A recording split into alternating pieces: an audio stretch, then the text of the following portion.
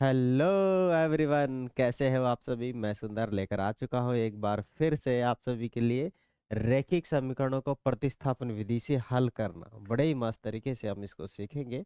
वैसे हमने काफ़ी सारे क्वेश्चन इसके कर लिए हैं। सारे ही क्वेश्चन हम इसको सॉल्व आउट करेंगे यहाँ पर। ठीक है प्यारे बच्चों, देखते हैं चले इसे। हाँ, एक चीज़ तो मैं भूल ही गया यार। बार बार मैं ये भूल जाता हूँ। क्या भूल जाता हूँ? यदि आप लोग हमारे चैनल पर नए हैं तो लाइक शेयर एंड सब्सक्राइब जरूर करें, बेल आइकन को दबाएं, जिससे कि जितने भी हमारे वीडियोज हैं आ, आपके पास नोटिफिकेशन मिलता रहेगा उनका। ठीक है। आपको बेल आइकन दबाने से क्या हो जाता है कि जो वीडियो आएंगे तब उसका नोटिफिकेशन मिलता रहता है। ओके, चलिए सीखते हैं। अपने पास समीकरण दे रखे हैं। प्रश्न संख्या 1 है, निम्न रैखिक समीकरण युग्म को प्रतिस्थापन विधि से, किस विधि से? प्रतिस्थापन विधि से। कौन सी विधि से? प्रतिस्थापन विधि से हल कीजिए। ठीक है। देखो, अपने पास जो समीकरण दे रखा है ना, इसको पहले हम नॉर्मल समीकरण में कन्वर्ट करेंगे। ठीक है। क्योंकि ये फ्रैक्शन वाले इसमें टर्म्स दे रखी है तो फ्रैक्शन को हटाना चाहेंगे हम। सबसे पहले इनको हटाएंगे। ठीक है।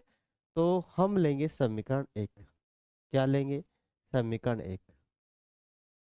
समीकरण 1 से समीकरण 1 लो। समीकरण 1 क्या है?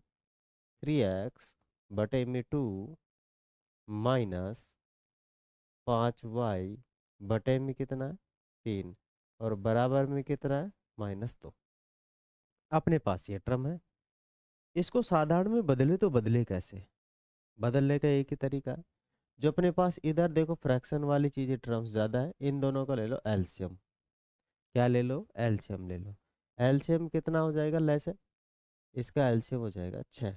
मानी 2 और 3, वह छोटी छोटी संख्या जो दी गई संख्याओं से पूरी तरीके से डिवाइड हो जाए एलसीएम कहलाती है। तो हमें क्या करना है? 2 का भाग इसमें देना है, 6 में 3 बार जाएगा। 3 को ऊपर वाले से गुणा करना है टर्म से, तो कितना हो जाएगा? 9x। कितना हो जाएगा? 9x हो जाएगा। ठीक है। और माइनस का साइन है, माइनस का लगा देंगे। इस 3 का भाग देना है 6 में 2 बार जाएगा, और 2 को मल्टीप्लाई करना है 5 से, 10 आएगा। कितना आएगा? 10 आएगा। और इधर y है तो हम y लगा देंगे। क्या लगा देंगे? y। बराबर में क्या करना है अपने को? बराबर में जैसा है वैसे वैसे रख देना है। ठीक है। यहाँ तक कोई दिक्कत नहीं है। अब देखो जरा, ये डिवाइड में है। डिवाइड की टर्म्स अगर बराबर के दूसरी साइड में जाती है तो गुणा में जाती है। ठीक है। तो अपने पास इधर क्या है? 9x माइनस के 10y इज इक्वल टू, ये 6 उधर जाके -2 से क्या हो जाएगा? गुणा। कितना हो जाएगा? ये हो जाएगा अपने पास 9x माइनस के 10y is equal to, minus के कितने हो जाएंगे? 12। ये है आपके पास समीकरण नंबर 3। ठीक है। जो कि हमने समीकरण किससे बनाया है? समीकरण 1 से ही बनाया है। समीकरण किससे बनाया है? समीकरण 1 से। अब लेते हैं समीकरण 2। ठीक है। समीकरण 2 से। ओके, इसको हटाकर यहाँ रख लेते हैं। समीकरण 3 है ना। समीकरण 2 से। समीकरण 2 से थोड़ा इसको हल करना है। मानी इसको थोड़ा सॉफ्ट बनाना है, कड़क है, हालत खराब कर दी इसने। क्या है अपने पास? x बटे में 3 माइनस सॉरी प्लस कितना है? y बटे में 2 बराबर में कितना है अपने पास? 13 बटे में 6। ठीक है। यही है समीकरण, दिख रहा है आसानी से, कोई दिक्कत नहीं है। आसानी से हमें क्या हो रहा है? ये दिख रहा है। ठीक है ना। अब क्या करेंगे? फिर वही इधर का ले लेंगे एलसीएम। क्या ले लेंगे? एलसीएम ले लेंगे। एलसीएम लिए तो कितना आएगा? 6। 3 का भाग इसमें तो 2 बार जाएगा, 2 को x से गुणा करोगे तो 2x आएगा, बीच में प्लस है तो प्लस, माइनस है तो माइनस। 2 का भाग देंगे 6 में, कितनी बार जाएगा? 6 में जाएगा 2 का 3 बार। 3 को y से गुणा करेंगे तो 3y। और बराबर में कितना है? 13 बटे में 6 है। ठीक है।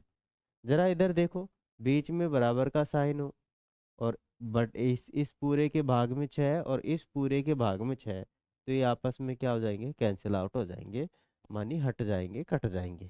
ठीक है, ओके। अपने पास क्या आ गया, 2x प्लस में 3y बराबर में 13।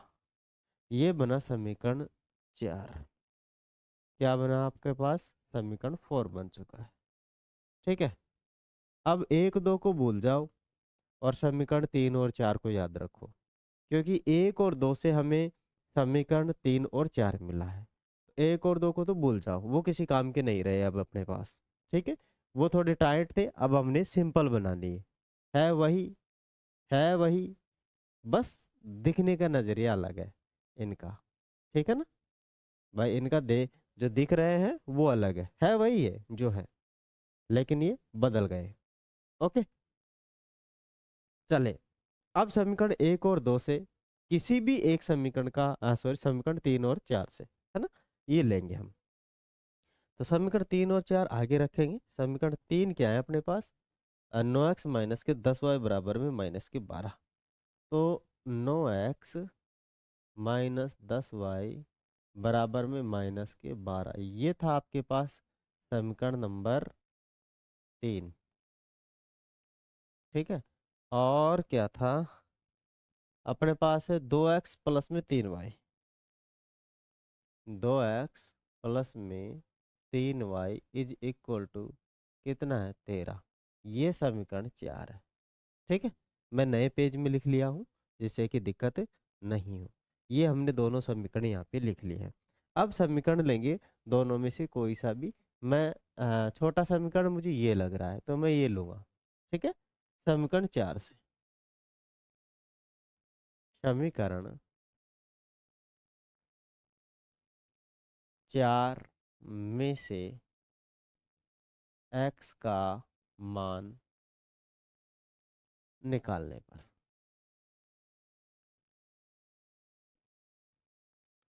समीकरण 4 के अंदर से मैं खींच के x का मान निकालूंगा। क्या करूंगा, खींच के x का मान निकालूंगा। कैसे निकालूंगा, समीकरण 4 मेरे पास क्या है, 2x प्लस में 3y बराबर में 13। एक बार और मैच कर लेते हैं, कहीं दिक्कत हो जाए। 2x प्लस में 3y बराबर 13। ठीक है, बिल्कुल सही है।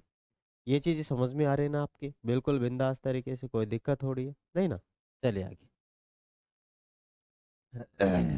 अब इसमें से मुझे निकालना है केवल x का मान। तो x का मान जब मुझे निकालना है तो x को रखना है अकेला। क्या करना है, अकेला। बाकी जो उसके चिपक रही है, जो फेविस्टिक से चिपक रही है, उनको हटाना होता है। प्लस में, माइनस में, गुणा में, भाग में, जिसमें भी हो सबको हटाओ, केवल अकेला x बनाओ। ठीक है, तो मैं सबसे पहले इस पूरी टर्म्स को हटाऊंगा क्योंकि ये प्लस में है। ये प्लस की टर्म्स इधर जाएगी तो किस में हो जाएगी, माइनस में। तो 13 माइनस का 3y। ठीक है, इधर क्या बचेगा मेरे पास, 2x। कितना बचेगा, 2x। अब इस 2 के भी ये किस में है, गुणा के अंदर है। 2 भी इसकी किस में है, गुणा में है। तो गुणा की चीज दूसरी साइड में किस में जाती है, भाग में जाती है। तो किस में चली जाएगी ये 13 माइनस 3y की किस में चली जाएगी, ये भाग में, मानी यहाँ पर। ठीक है, और बराबर में अपने पास इधर क्या बचेगा, इधर है अपने पास x। ठीक है, क्या है, x। अब हमने निकाल लिया x का मान। अब आप जानते हो कि मैंने जो x का मान निकाला है वो निकाला है समीकरण 4 से। ठीक है, तो कभी भी ये गलती मत करना कि जिस समीकरण से x का मान निकालो आप उसी में उसको पुट कर दो, उसी में उसको प्रतिस्थापित कर दो, उसी में उसको रख दो। नहीं भाई, ये बिल्कुल गलत हो जाएगा, मान ही नहीं निकलेगा। ठीक है ना, जीरो हो जाएगा। तो ऐसा हमें नहीं रखना है। हमें क्या करना है, जिस समीकरण से हमने x का मान निकाला है उसके अलावा जो दूसरा समीकरण बच रहा है उस समीकरण में हम उसका मान रखेंगे, x का प्रतिस्थापित करेंगे। तो हमने 4 से निकाला है, इधर लिखा है इसीलिए है कि याद रहे कि कहीं गलती से 4 में ही न रख दे। तो 4 से निकाला है, अब मुझे 3 में रखना है। ठीक है, क्या रखेंगे, x का मान, x का मान समीकरण 3 में प्रतिस्थापित करने पर, प्रतिस्थापित करने पर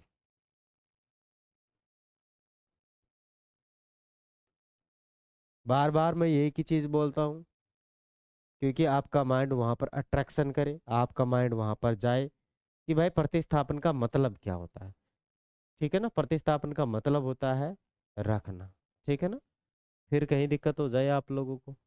ओके, तो मैं कहाँ रख दूंगा एक्स का मान, एक्स का मान रख दूंगा समीकरण 3 में। समीकरण 3 मेरे पास ये रहा। ठीक है, समीकरण 3 को मैं लिखता हूँ यहाँ पर। ओके, समीकरण 3 क्या है अपने पास, अपने पास है 9x मानी 9x माइनस के 10y, 10y बराबर में कितना है, -12। अब मैं 9 तो यूं का यूं लिख लूंगा, और x की जगह मुझे क्या पुट करना है, ये पुट करना है x की जगह पर, ये पूरा की पूरी टर्म्स। ठीक है, ये वाली, है ना, भूलना मत भाई, भूलना नहीं है ये वाली टर्म्स, क्योंकि ये x के बराबर में ही है। ओके, x के बराबर में है, तो ये मुझे रखना है।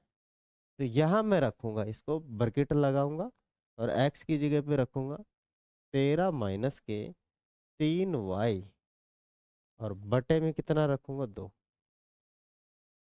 और बाकी चीजें मैं जैसे थी वैसे एज इट इज लिख दूंगा। जैसे ये माइनस था, ठीक है, माइनस लगाया, 10 था, ठीक है, लगाया, y था, लगा दिया, और माइनस के 12 एज इट इज थे, वो मैंने लगा दिया। जैसा था मैंने बाकी वैसा का वैसा रखा है, और बाकी जहाँ जिसकी जरूरत थी मैंने उसको रख दिया। केवल और केवल हमें x की जगह पर ही रखना है, और किसी जगह पर नहीं रखना है। ब्रैकेट का प्रयोग जरूर करना है, अदरवाइज मामला गड़बड़ हो जाएगा। ठीक है, अब देखो, 2 से ये कट तो नहीं रहा है, तो इसलिए इसको हम क्या कर देते हैं, अंदर मल्टीप्लाई कर देते हैं। ठीक है, तो मैं तेरा इसको अंदर मल्टीप्लाई करूंगा, तो कितना हो जाएगा, 13 9 117, 117 माइनस 13 39,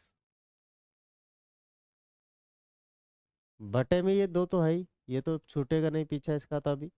ठीक है, यहाँ माइनस के 10 है, 10y है, बराबर -12। अब मैं यहाँ क्या करता हूँ, एक रख के इसका ले लेता हूँ पूरे का एलसीएम। एलसीएम कितना आ जाएगा मेरे पास, 2 आ जाएगा, क्योंकि एक और 2 का एलसीएम 2 ही हो सकता है, और क्या हो सकता है। ठीक है, 2 का भाग दूंगा, एक बार जाएगा, इसलिए मैं पूरी टर्म्स को एज इट इज लिखूंगा। 117 -39y माइनस, अब देखो एक का भाग 2 बार जाएगा, तो यहाँ पर में 20y हो जाएगा। ये कितना हो जाएगा, 2, और 2 को गुणा 10 से करेंगे तो 20, और इधर -12। ठीक है, अब आसान हो गया अपना काम, अब आसान हो गया अपना काम। क्या आसान हो गया, कि मैं जो ये है नीचे वाली भाग, क्योंकि पूरे में आ चुकी है अब, पहले तो इतने की ही थी, तो मामला गड़बड़ हो जाता। ठीक है ना, गणित भाई अपने हिसाब से थोड़ी चलती है, आती है तभी चलती है अपने हिसाब से। ये नहीं है कहीं भी उठा के कुछ भी रख दिया, ऐसा नहीं है भाई, है ना, सब कुछ हिसाब से चलना होता है इसमें। तो ये अब पूरे के डिवाइड में आ चुका है, पूरे के भाग में आ गया, और पूरे के भाग में आ गया तो अब भेज देंगे वहां पे आसानी से। ठीक है, तो अब इधर कितना हो गया, 117 है, माइनस के 39y, और माइनस के 20y, बराबर में -12, गुणा में ये 2 उधर चला जाएगा गुणा में। ठीक है, अब इसको सॉल्व कर लेंगे थोड़ा, ये भी माइनस, ये भी माइनस, माइनस माइनस मिलके कितना हो जाएगा बताओ, 50 59, कितना हो जाएगा, 59 हो जाएगा, 50 59 हो गया, 59। ठीक है, कहीं दिक्कत थोड़ी है, ना ना बिल्कुल सही है। ठीक है, -59 हो गया, -59y, बराबर, इधर कितना हो गया, माइनस के बार दूनी के 24, और ये उधर उठ के जाएगा तो ये भी माइनस में जाएगा, ये वाला प्लस का है इधर, इधर देखो इसके कोई साइन नहीं थी, प्लस का है, उधर उठ के जाएगा तो माइनस में हो जाएगा 117। ठीक है, ये तो इतना का इतना रहेगा ही रहेगा। इसको ऐड कर लो, इसको ऐड करोगे तो 11 का 1 हो जाएगा। ठीक है, और 2 3 एक 4 141, कितना हो जाएगा? 141 हो जाएगा, राइट ना? बिल्कुल रही। और ये भी किस में? माइनस में। ओके, माइनस से तो माइनस कट गया। y बराबर में कितना हो जाएगा? अपने पास 141 है, और बटे में भी कितना चला जाएगा? ये पूरा का पूरा इसके बटे में चला जाएगा, 559। ठीक है, अब जरा पहाड़ा बोल लीजिए, कट रहा है क्या? कट रहा है शायद 3 बार। 3 बार नहीं कट रहा, कहीं मिस्टेक हुआ है क्या? 150, 2 बार में तो नहीं हो रहा। एक बार जरा मैं देख लेता हूँ, शायद कहीं मिस्टेक हुआ है इसके अंदर। 59, ये हो जाएगा 50, 59 ही हो रहा है। कहीं मिस्टेक तो नहीं हुआ? मिस्टेक हुआ ना? ना ना, नहीं हुआ। 53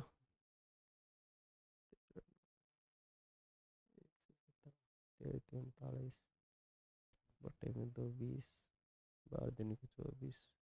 चेक कर लेता हूँ जरा, कहीं दिक्कत तो नहीं होगी इसमें।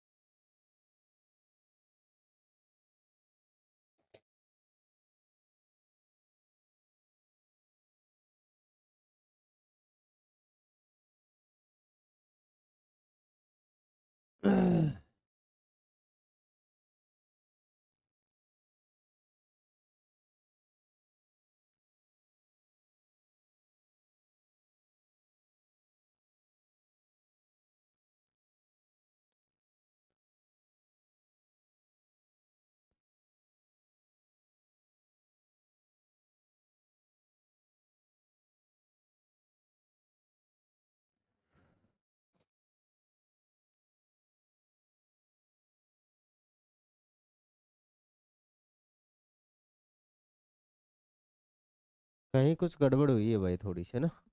ठीक है, यहाँ पर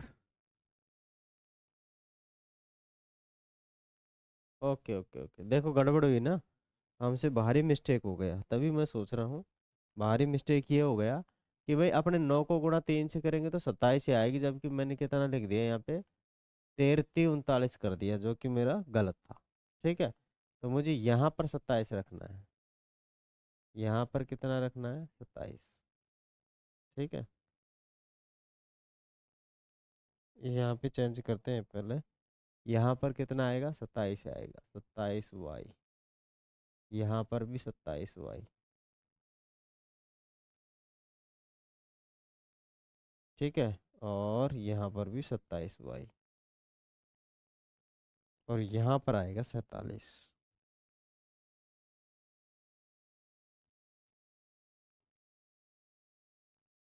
तभी मैं सोच रहा हूँ भाई मिस्टेक कहाँ हुआ? 47 47। ठीक है, और यहाँ पर भी कितना आएगा? 47। 47 से ये कटेगा 3 बार। ओके, कितने बार कटेगा? 3 बार कटेगा। दैट्स वाई अपने पास y का मान कितना आ जाएगा? y इज इक्वल टू अपने पास आ चुका है 3। ठीक है, अब y का मान हम क्या करेंगे? किसी भी समीकरण में रख लेंगे, समीकरण 1 में रख लेंगे, चाहे समीकरण 2 में रख लेंगे। हमारे पास मिस्टेक हो गया था। ठीक है, अब क्या करेंगे? y का मान रख लेंगे हम। y का मान क्या? y का मान या वैल्यू, समीकरण छोटा कौन सा है? 3 या 4 में से छोटा बताओ कौन सा? समीकरण 3 छोटा, 4 छोटा है, तो इसमें रखेंगे। ओके, समीकरण 3 में रखने पर ठीक है। एक बार x या y का मान परफेक्ट तरीके से आ जाए फिर आप उसमें कोई से भी समीकरण में रख सकते हैं, ठीक है।